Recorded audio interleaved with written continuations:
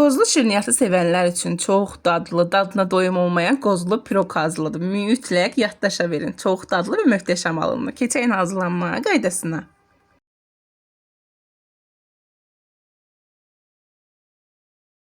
200 qram kərə yağın üzərinə yarım stəkan şəkər tozu əlavə edib və qarışdırırıq. Qarışdırdıqdan sonra 300 qram xamıran üzərinə 1 çay qaşığı dolu olmamaq şərti ilə soda əlavə edib qarışdırırıq. Və yağın üzərinə əlavə edib yenidən qarışdırırıq. Və qarışdırdıqdan sonra üzərinə 500 qram ələnmiş un əlavə edib xəmirimizi yoğururuq. Xəmirimizi yoğurduqdan sonra içliyin hazırlayana qədər buzluqda gözlədirik. Bizə lazım olacaq 300 qram qoz. Qozu doğrayıcı blenderda xırdalayırıq və üzərinə 1 stəkan şəkər tozu, 1 ədəd də yumurtanın ağını əlavə edib qarışdırırıq. Əgər siz şəkər tozunu çox istəmirsinizsə olsun, yarım stəkan edə bilərsiniz.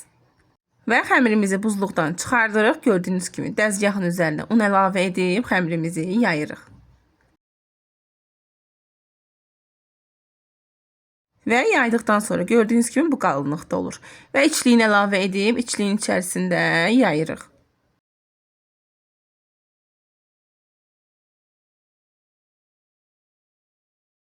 Və kənarlarından astaca bükürük.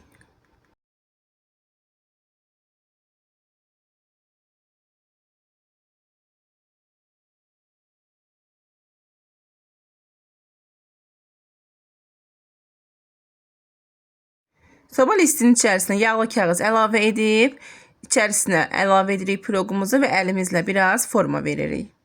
Forma verdikdən sonra üzərinə 1 ədəd yumurtanın sarısını çəkirik. Çəkdikdən sonra vilka vasitəsilə forma verib və 2-3 yerdən deşiklər açırıq ki, piroqumuz şişməsin.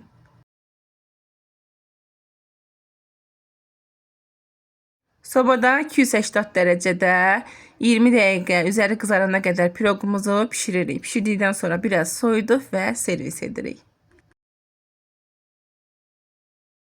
Mütləq hazırlayın. Çox dadlı və möhtəşəm alındı. Əminəm ki, hazırlasaz çox bəyənəcəksiniz. Hazırlayan hər kəsə nuş olsun. Hələlik.